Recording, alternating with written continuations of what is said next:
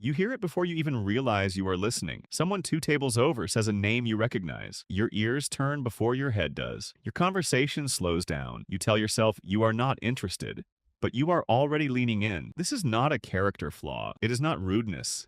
It is something far older than manners. Your brain is built to crave gossip, not because it is petty, because for most of human history it kept you alive. Here is the strange part. Neuroscientists have found that hearing gossip lights up the same reward circuitry in your brain as eating something sweet or winning a small amount of money. Your dopamine system does not care whether the information is useful. It just cares that it is social and personal and a little bit forbidden. Why would evolution wire your brain to understand that? You have to go back, not centuries, hundreds of thousands of years back to small bands of early humans, 30, maybe 80 people, moving together across open land with no police, no courts, no written laws. In a group that size, there was only one system of justice: reputation. If someone stole food, or abandoned a hunt, or hurt a child, there was no jail to put them in. There was only the memory of the group.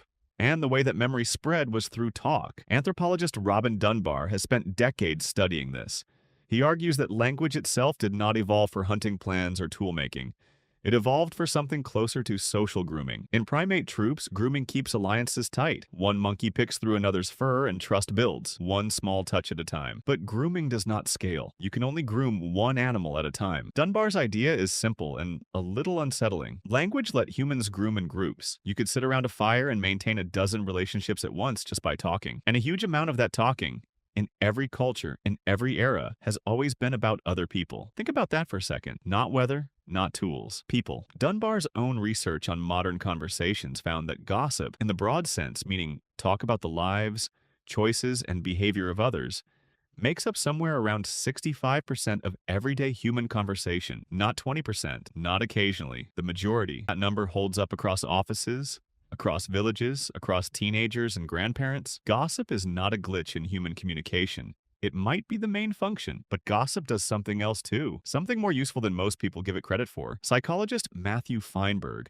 who researches cooperation and social behavior, has run experiments showing that gossip helps groups police bad behavior without anyone needing to throw a punch. In his studies, when people were allowed to warn others about someone who cheated or acted selfishly, the whole group cooperated better. Trust went up. Selfish behavior went down. Gossip in this sense was not cruelty. It was a warning system built from words instead of alarms. Imagine you are back in that ancient band, 30 people, everyone depending on everyone. If a man was known to steal meat when no one was looking, you needed to know that before you shared a hunting trip with him. Gossip was not idle talk. It was risk assessment. That is the reframe. What feels like a guilty pleasure today was once a survival tool, knowing who to trust, who to avoid, who owed a favor, who broke one. That knowledge kept you fed. It kept you safe. It kept you inside the group, which in early human history was the difference between living and dying alone. Being cut off from the group was not just lonely, it was often fatal. So your brain built a reward system around staying socially informed. Every time you learn something about someone else's life, mistake, secret, or scandal, your brain treats it the way it treats finding food: a small hit of pleasure, a signal that says, pay attention, this matters. Psychologist Frank McAndrew, who has studied gossip extensively, points out that this instinct is not evenly distributed. People gossip most about others in their own social circle.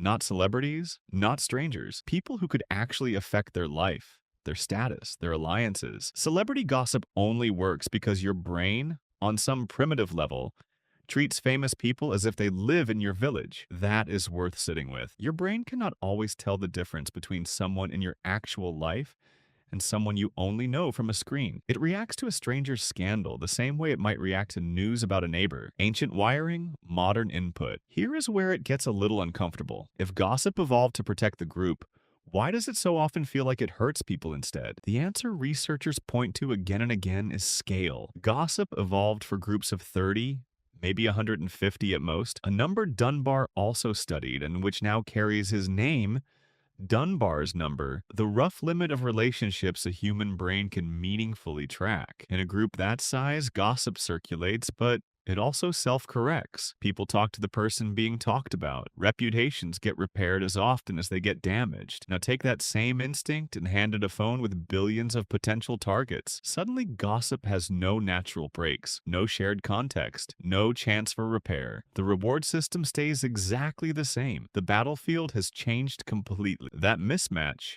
An ancient reward wired for a village now firing inside a world of millions of strangers might explain why online gossip and public shaming can spiral so fast and feel so different from the whispered warning that once protected a small band of hunters. So the next time you catch yourself leaning toward a conversation that is not yours or clicking on a headline about someone else's mistake, you are not being weak.